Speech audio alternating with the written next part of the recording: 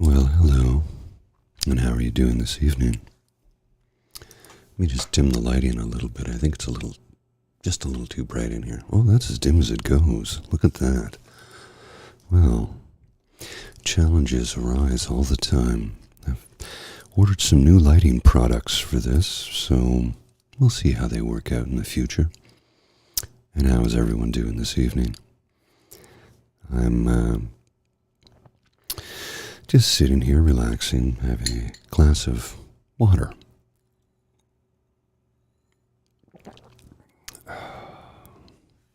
That's some high quality H2O. And I'm not going to lie, it's very refreshing. So, the reason we're here, the reason I'm here, the reason I let all you beautiful, wonderful people know that I was going to be doing this tonight was, well, to share some time with you, of course. Along with dealing with time of the year and how at this time of the year things can go a little bit south and sideways and make us feel, well, less than, to say the least. I hope you're not feeling less than. I've had some challenges as of late. I mean, all things considered, I'm good. I'm great, actually. In the sense that, I'm healthy and work is good. And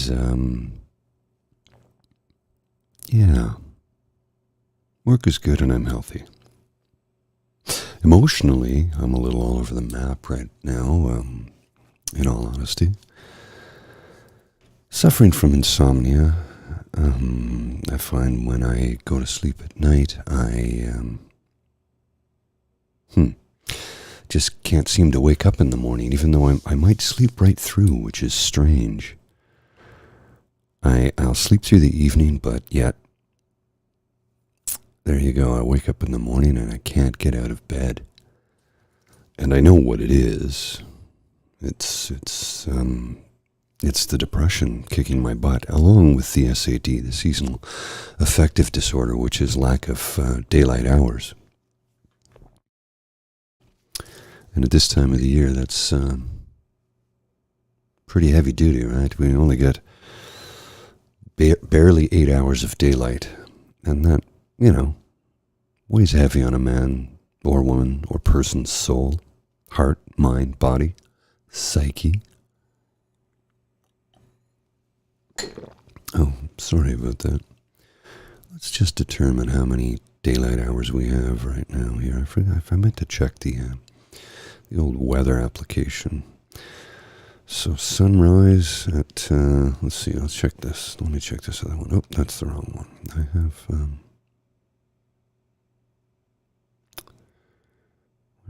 there it is. Whoops. Metal. There we go. Took me a minute. Feels like minus 15 out. So 8 hours and 58 minutes of daylight. Effective, today. Tomorrow we should have a little bit more daylight, I believe. Could be wrong. Sunrise at 7:41, sunset at 4:40 p.m. Dusk at 5:13. It was strange when I was walking home from the office today. I did notice that the sun had not yet set. It was about 28 minutes after 4, I think, when I stepped out the door. Somewhere around there, 4:30. About 4:30, so the sun hadn't set yet. I mean, it was very, very low in the sky, and it set by the time I got home, but it was dusk, so, it wasn't dark yet. And I think that's the thing that I welcome, as I see that the days are slowly getting longer.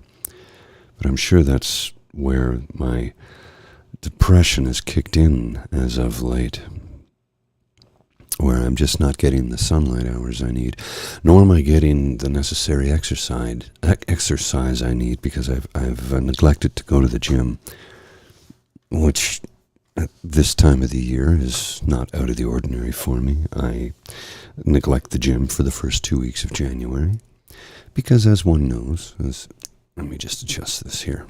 Sorry. As you may know, I'm sure some of you experienced what they call the January joiners, which that's completely fine. I have no issue with people wanting to better themselves and go to the gymnasium and get in some good quality exercise. I'm completely cool with that. I welcome it, celebrate it, and I hope that each individual that chooses to join the gym in January as part of their New Year's resolution does so and pursues a healthier life. But, that being said, I find usually by the third week of January it's when a lot of the folks have sort of dropped off, and it's not so crowded in the gym. And quite frankly, with the current wave of COVID, I mean, I've got my 5 shots. I'll get a 6th, 7th, 8th, and 9th if I have to. I'll get all of them. I don't care. Had 9 for diphtheria when I was a child, so what's 9 COVID shots, right? As long as it keeps me healthy and happy and safe and not getting political. We're not debating any of that. I'm just telling you about me, okay? But that's one of the reasons I avoid the gym at this time of the year. That's an added reason, over this year because of the risks involved. I'm getting older and I would like to stick around for a little while longer. There's still things I need to do and places I need to see and people I need to see again. And people I've yet to meet in person, like so many of you beautiful people here in the chat. Big hugs to each and every one of you. January is a good month for resting, Ree. You are correct, because it's a quiet month. This Monday coming up, as I wrote earlier, is known as Blue Monday. It's supposed to be the saddest day of the year. Some people find it sadder than others. Some people find every day sad, or blue, or tough on the body, mind, soul, spirit. Everybody has their own challenges at this time of the year. Mine are largely weather-related, I think. Well, weather and environment. Let me just change that up right there. Environmentally related in the sense that I just not digging the whole 5 hours or 9 hours of sunlight. I'd like more sunlight is what I'm getting at in the end. So I'm just adjusting the camera there. Is that better? I think that's a little bit better, right? It is that time of the year when... and this winter is weirder than normal for me. Normally I'd be out skiing, as I've gotten out once or twice, but this year we had a bunch of snow during the week when I had to work, and then all of a sudden we had no snow because it all melted and got incredibly mild. It is colder out right now, so I'm sure that the local ski hills are making snow. But not being able to go skiing right now, plus the added indoor amount that I'm spending either at the office or at home because of the crowd at the gym that I'd like to avoid right now. It all just adds up. And then the anxiety rears its ugly head. And that's never, ever fun. I'm sure many of you can relate to that. How the anxiety just comes in and it sort of takes over your life and, reduces it to a lesser quality. I'm just adjusting things here. Sorry if you can hear the mouse clicks in the background. I apologize. Yes, you're right, Alan. It's been too mild and no snow, and that's troublesome for me because I'm a winter sports person, and that's what gets me through the winter more often than anything else is the ability to go skating on the outdoor rink. There's an outdoor rink 50 meters from my front door. It's not open yet. The canal, I don't know when it's going to open. It's a difficult time of the year. And there's always sort of that post-Christmas letdown, almost like a hangover. All the celebrations are over and all the friends and family that many people get the experience of, I personally do. They're all of a sudden nobody's around, and that can be a little tough to take.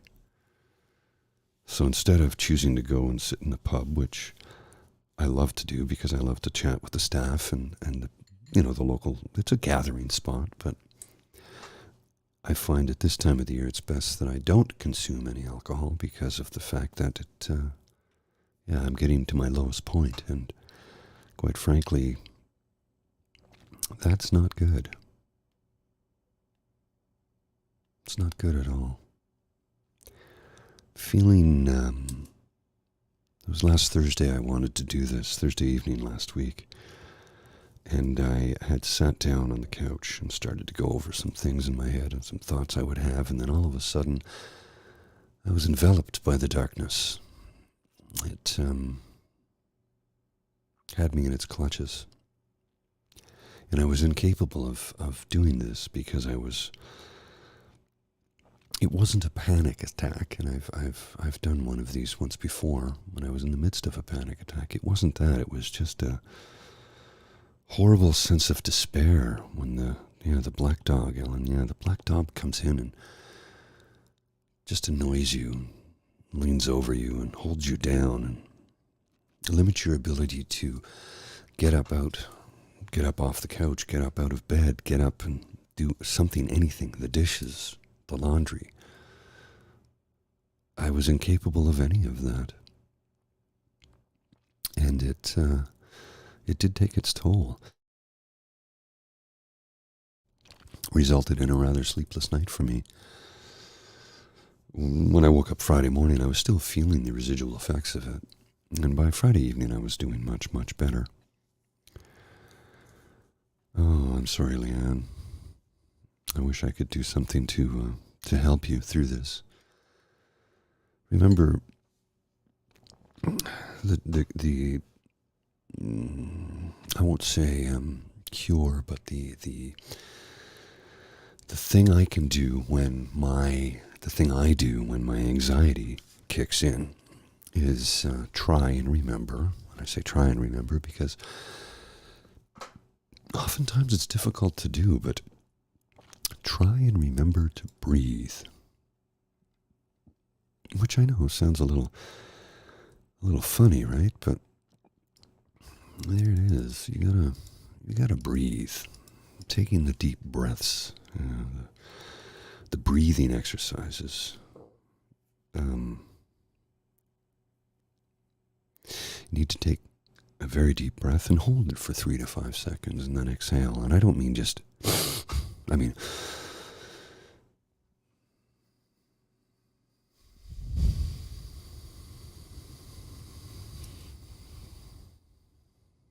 a very deep breath. And it will help you to relax when the anxiety kicks in. And oddly enough, if you are struggling with depression, it can also help with that too, because it does flood your brain with GABA. And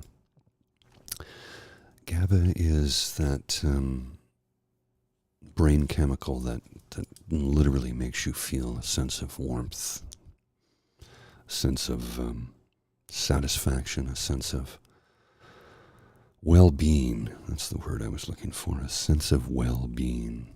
And that sense of well-being can give you some comforting relaxation. I like the idea of forest bathing. Just sitting in the grass in the summertime and just breathing it in under the shade of a tree on a hot summer's day. That's a glorious thing, isn't it? I mean, we don't have that luxury right now, and I know some people will take off and head south for a week. But unfortunately, a week is never enough. A week is less than enough time to really begin to relax, because you take a few days to calm down, and then by the time you start to relax, you have to leave again. So I I shouldn't say never, but in many years I've never taken less than 2 weeks in a row. And I've had people say, why you only take a week here and then a week there? And I'm like, because a week isn't enough. It's not relaxing. You start your vacation and think, I don't have to go back to work for a week on a Friday, and then Monday rolls around and you're like, oh my God, I'm 5 days and it's, So, and yes, right. Leanne, if it works for you, that's good. Breathing works well for me when the anxiety kicks in. It works really well for me. The problem is trying to remember to do it. And I know that sounds silly because breathing is an autonomic function, but breathing deeply and with purpose is very difficult to do when you're having an anxiety or a panic attack. Because it's constantly lying to you and you're trying to calm your mind in any way you can think of, and all of a sudden you realize, I forgot to breathe. If you're lucky, you'll realize that. I don't often get that chance. To remember, that is, of course. So yeah, the darkness, the black dog, somebody once tried to describe depression as being inside of a spacesuit. And I thought, well, it's interesting. I've never been in a spacesuit, so, that's probably a different experience. I equated it to being underwater with a mask and a breathing apparatus of some type, so that you're underwater, you can see clearly, but the water's not exactly warm. You've jumped into a cold pool. But when you get underwater, you realize you can't pop back up. You're held down. You've got a giant weight on your shoulder that's holding you on the bottom of the pool. You're not in the deep end, of course, because there's pressure on you. You're in the shallower end of the pool, but you're weighted down and you can't get up. You can breathe. You can see everybody around you. You can see light, but you can't get to the light because you're underwater. You can't make contact with anybody because you're weighted down and frozen in place. There's people there and you know they're there, but you can't hear them clearly because the water acts as a giant insulator. And you grow rather numb, and you lose your sense of feeling and touch because that weight is holding you down. Breathe and see, but there's nothing you can do about it. You can't reach out to anybody. You can't communicate with anybody. Everybody sees that you're there, but they know that you can breathe, so that they think you're fine and that you're just relaxing, when what you're really doing is struggling to get up to the surface. And that's my interpretation, the way I could probably best relay what I feel and, what depression feels like when you're really in the depths of it. Of course, there's also that voice, your own voice, telling you terrible things. Anxiety makes you panic. Depression tells you you're worthless. You're taking up space. Nobody wants you. Nobody needs you. Nobody loves you. Depression is a liar. It lies to you. Anxiety lies to you. And the worst part is, it's all in your own head. And that's what makes it incredibly difficult, because you just can't shut the voice off. So when the voice is telling you these things, and mine never tells me in a relaxing voice like this. No, mine is yelling at me at the top of my lungs inside of my own head. And that's pretty terrible. Saying some pretty rough things sometimes, too. Clearly I don't act upon any of it, and I've got a much better grasp of what I go through and how to deal with it now than I ever have, because, I am on some good medication, and it does wonders, but it's not a cure. It's a treatment. Sometimes the treatment doesn't work 100%. It's not 100% effective 100% of the time. And then there are other things one needs to work on, in conjunction with the medication. Not just the therapeutic aspect, therapy, discussing, but other things you need to sort of take stock of and realize I've been doing this wrong for so long because I've not had the energy to do anything other or more. I've not had the ability to approach this project because the depression has weighed me down and the anxiety has told me I'll be a complete failure. Why should I even try? And that's what it does. It robs you. It robs you of your life, robs you of who you are as a person. It destroys so much of yourself. And it's pretty terrible.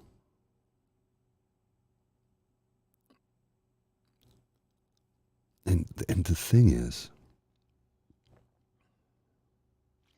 the older I get and the more I learn about both myself, the world around me, and how this disorder can really complicate one's life, the harder I work at being better, the harder I work at trying to be more compassionate, more empathetic. Kindness doesn't take any effort on my part. That's easy. It's easy to be kind. It takes no effort. One of the things I've been working on is controlling my emotions when it comes to people lashing out at me. I mean, many of you know what my last year was like, and I thank you for it, for supporting me emotionally and with some kind messages. It's really meant a lot to me. Last year has been tough. In a multitude of ways, It's been a good year. It was a very good year, but it was tough.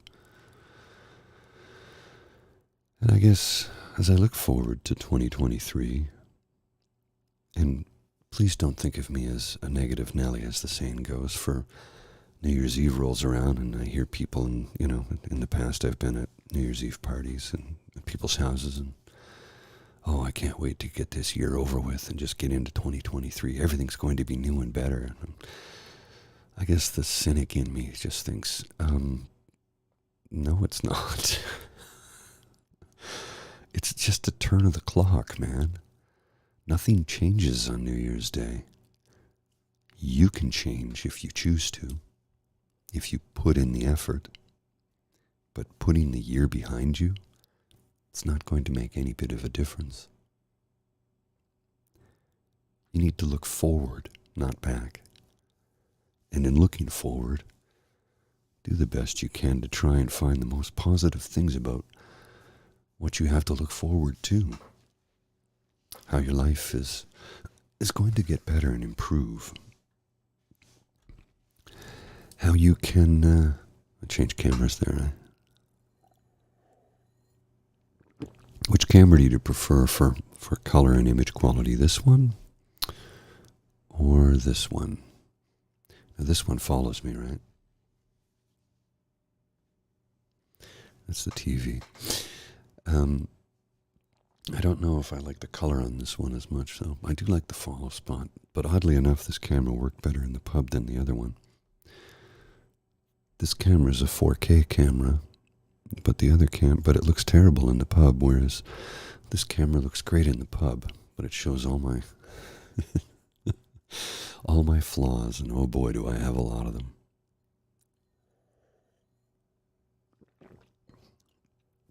So I was, just the other day, I saw a post from a friend online who's going through a rather tough time right now.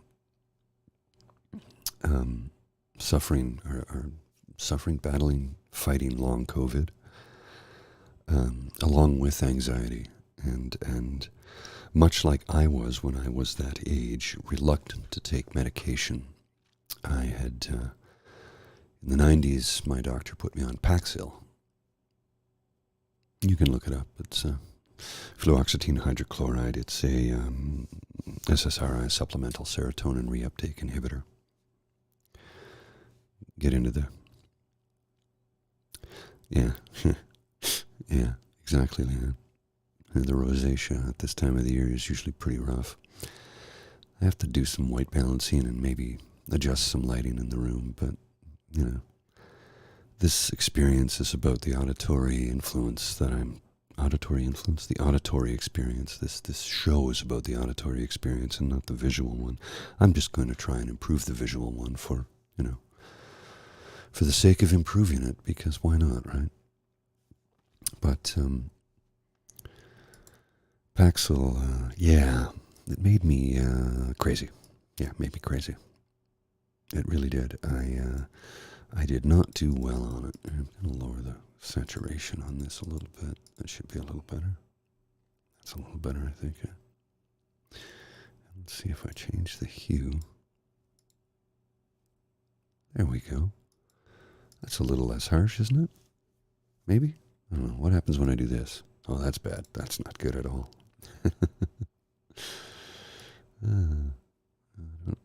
I don't know what's going on there. There we go. I'm trying to get the white balance the same from camera to camera. Let's see. That's almost the same now. Yeah, it's almost identical. Just the angle changes a bit, and of course one follows me and the other one doesn't. I go a little off topic there. Batman. I am Batman.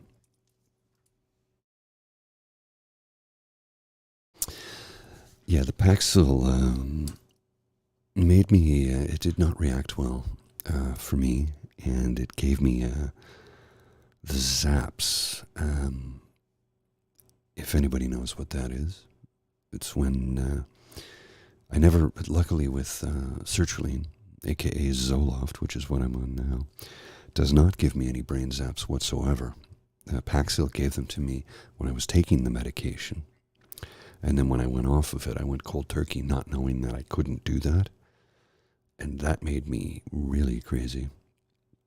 And the zaps, the only way I could describe it is the sensation of taking a 9-volt battery, putting it on your tongue, only intensify it by a factor of 20 and put it in the middle of your head. And that, when I went off the medication because I didn't like what it was doing to me, because it wasn't working the way it was supposed to. When I went off the medication, I got the zaps. The frequency started to increase horribly from, once or twice a day to multiple times a day to every hour to multiple times an hour to finally every 30 seconds, to the point where I was,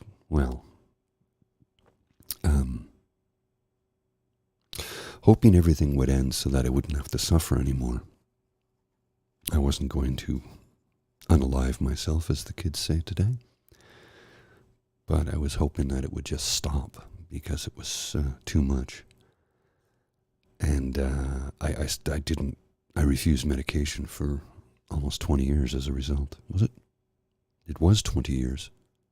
Yeah, 20 years I refused medication and just tried to cope. And then I had a moment, an epiphany, if you will, when I had a conversation with a friend of mine, a very dear friend of mine who was a doctor. And she said, I don't know how I would have gotten through the last few weeks without it. And I was like, really? And it was hearing a friend who was also a doctor tell you that was very reassuring for me. But it was when she said to me, well, here's the thing, Paul, if the side effects are unbearable, you can just go off it and everything goes right back to normal. And the weird thing was I knew it, but I needed to hear it, and I needed to hear it from somebody that I love and care about. And that made all the difference in the world. So February 28th of 2020, I started on medication. I still think that's just the most bizarre thing in the world. It takes 6 weeks to ramp up, but by week number 4, when the whole world shut down, I was feeling fine. My mom was calling me every day. Are you okay? Are you okay? I'm like, no, Mom, I'm great. My only concern was was I going to have enough money to, I had just gotten a new car for work. I had to because my old one, that was 18 years old, 19 years old? Yeah, 19 years old, died in December, so I had to get a new car. And I was reluctant to, because the old car looked great, the body was great, there was no rust anywhere on it. The interior was mint, but it needed thousands and thousands of dollars worth of work, and I didn't know what I was going to do. So it dying on me was a good thing. This is a stigma-free zone. Yes, Leanne. It absolutely is. Oh, you're welcome, Ray. Medication, what was it Pete Davidson said? Hey, Kanye, ain't no shame in the medication game. I'm on them. I have no shame about any of this. I threw the stigma away in 2014 when Robin Williams left this earth by his own hand, because I thought, you know what, I gotta talk about it now. And I was in a dark place at that time. But it's like, if somebody who has access to the best possible care on earth at the snap of a finger, because in the United States of America, as anybody knows, it's, you can go to any private clinic if you have the means. And we do have those private clinics here, but I don't have the means. So I'd go in, our healthcare system. And at the time, 2014, we didn't really talk about this like we do today. And the focus on mental health for both, well, in the workplace and in people's lives, there was no focus on it, really. It was just what it was. So I started to talk about it openly and unabashedly. I didn't say the words, well, I have depression, but I just talked about it until I had the strength to openly admit to it. It was only about 5 years ago I admitted to the fact that I have anxiety, because the funny thing about anxiety is it will tell you you can't let anybody know because you're weak. And there's another lie. It's a lie. You're not weak. You have a brain chemical disorder. You have no control over that. That's not about strength or weakness. It's about bad brain chemicals. That's all that is. And there's nothing you can do about that on your own. Medication will help. Therapy will help. And I'm only discussing this on a very superficial level. I'm not even getting into the nitty-gritty of what was the causation. I've talked about it and brushed on it before. And I don't feel like talking about it today, if that's okay with you. My causation, my moment, I know when it took place. I can pinpoint it. I was 11. And don't get me wrong, I had a great childhood. I have two very loving parents, two loving younger sisters, and the nuclear family, if you will. I mean, we were carted around the country because, being in the military, and that has its own sort of effect on a person. But I had a great childhood. Just terrible brain chemistry. And didn't know what it was. I mean, it was medication and therapy that's helped me, but it was therapy that helped me to realize when that moment was. We've all had our own struggles and trials and tribulations, and you have to understand that how you got here is not as important as the fact that you are here. You're here now. And I'm happy you're here. And I'm happy that we're building this community. And I'm happy that we can lean on one another. We can sit here and talk about this openly in an open forum, in a somewhat controlled environment. I hate to use the word safe space, but It's what it is. I don't want to be a cliched individual. I am woke. I have the woke mind virus. I believe in science and I read books. We're going to stop at that because I'm not going to get political. There's no politics in this. This is all about community, mental health, leaning on and taking care of one another and giving you a space where you can discuss these things. I mean, if you're watching the recording of this, it's because I say a space where you can discuss it. It's because we have if you're lucky enough to join the live chat, the live show on the YouTube channel, we do have a live chat, and we have a burgeoning, growing community of like-minded individuals who are all about let's take care of one another. You know, that's what society does. We're supposed to take care of one another. And I say this, and I absolutely mean it when I say what I'm about to say. I absolutely 100% mean it. Oh, that zoomed in, didn't it? That is supposed to make it zoom in. Yeah, see there, it zooms in. Weird how that works. It's motion-based. I forget sometimes. I do hand gestures, and it doesn't always work. Anyway, sorry for the distraction. Squirrel. Let me zoom it out a bit. I'd like to get the candles in the frame. See? I lit candles and a little scent in the background there. Just a honeysuckle. Well, it's 150-year-old beeswax, so it smells like honey. Yes, a village. That's what we're doing. We're building a village. And it takes a village to help one another out. I don't, like I said, I don't. Okay, what I'm about to say is 100% sincere, and I mean it in this space. In this space, I mean it. If you are suffering, if you have depression, if you have anxiety, if you are having a tough time, and you want to come here to sit in the chat, to listen to what I have to say, if this helps you to relax, if this helps you to find some clarity, everyone is welcome. And I do mean everyone. No politics here, no religion, no sports even. We're only going to talk about our mental health. I might talk about exercise a bit because physical exercise does help with your mental health, but everyone is welcome here. And I mean that.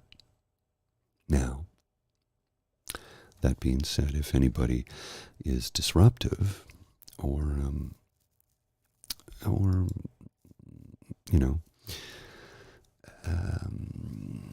comes in here and wants to get political or anything like that, well, Saucy Sea Witch will give you the boot, because we're not going to tolerate anything like that here. I have no tolerance for intolerance. But if you are struggling, I don't care who you are, where you are, I don't care what you're going through, in the sense that, we might be on opposite sides of the political spectrum, but if you are suffering, you're welcome to sit here and talk, or listen, or join the chat with some like-minded, wonderful people who we all just want to support one another and get through this. We all have to lean on one another from time to time. Life is difficult, right? It's not simple. It's not easy. It's a challenge. It's an uphill battle some days. And sometimes I need to push up the hill. I'll get behind you. I'll push you up. I'll support you. If I have to carry you on my back, I will. You might have to do the same for me sometimes, though. So that's what this is all about. Because it doesn't matter who you are, where you are, what age you are in life, what your lot in life is, whether you're rich or poor, a captain of industry, an athlete, a musician, an actor, or a politician. Oh, I gotta hold my breath on this one because it's difficult to not express another feeling, but everyone is welcome here if you're suffering. Everyone is welcome here if you're suffering. If you need to talk, if you need to chat, if you're looking for ways to just soothe your mind, cleanse your soul, breathe, relax, I'll be here for you. So this is the portion of the program where I promise individuals who have requested it that I give them some whisper content, because I do know that sometimes the whispers help to provide the tingles along the spine that enable you to feel that full ASMR experience. Sorry, my throat is very dry and it gets drier when I whisper.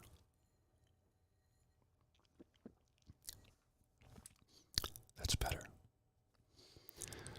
Well, that's wonderful news, Elaine. Things are coming along. You've been doing very, very well. Remember to take care of yourself and don't push yourself too hard, because we want you to stick around for a long time. And I do want everybody in the show, in the program, in the chat, anybody who watches this, to remember that. One second. Remember that, although I don't do a lot of whisper content, it's only because it dries my throat out so quickly, and it's difficult for me. But I'll continue to provide it for you, because I do understand that the whispers help you wonderful people. Some people like it more than others.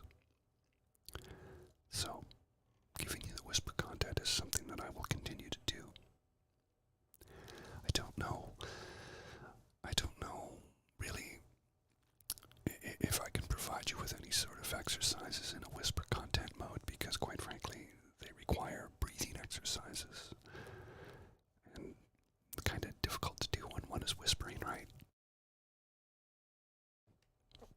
But we could try one. Let's see if it'll work. I'll give it a shot, eh? So let's just breathe in. I'm gonna pull back from the microphone so the breathe in isn't too much, okay? So breathe in.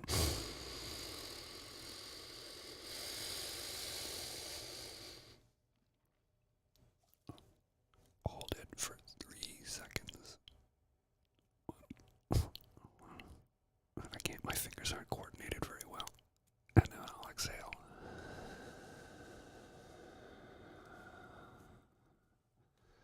I've broken all the fingers on both hands. Some of them multiple times, so they're kind of lumpy. You can see.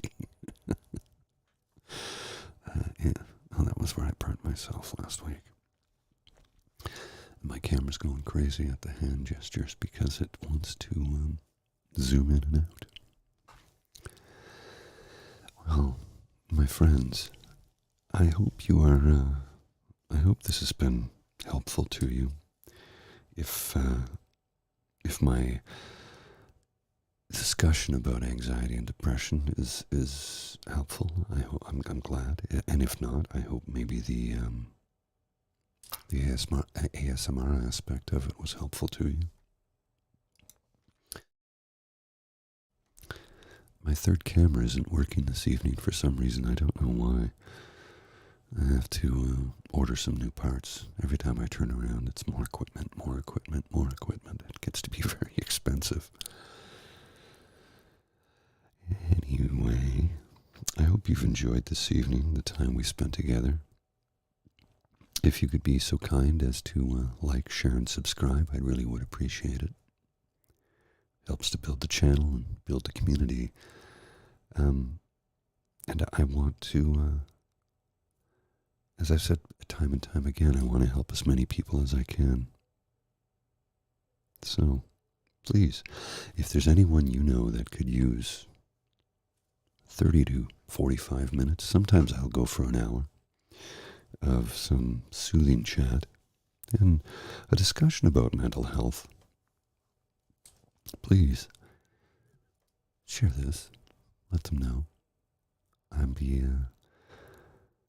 happy to welcome anybody into the fold who, like I said, needs help and wishes to seek it out. Okay. It is currently 9:45 Eastern Standard Time here in the nation's capital of Ottawa, Canada.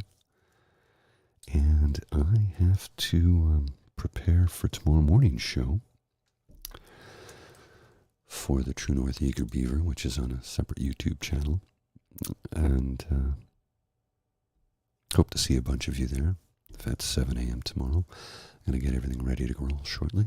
And then I'm off to bed. And hopefully I will have a restful evening. I don't know. Remains to be seen, right? We'll see. But I will do some breathing exercises before I go to bed to help calm myself. And I'm hopeful, very hopeful, that I can awaken feeling relaxed and refreshed.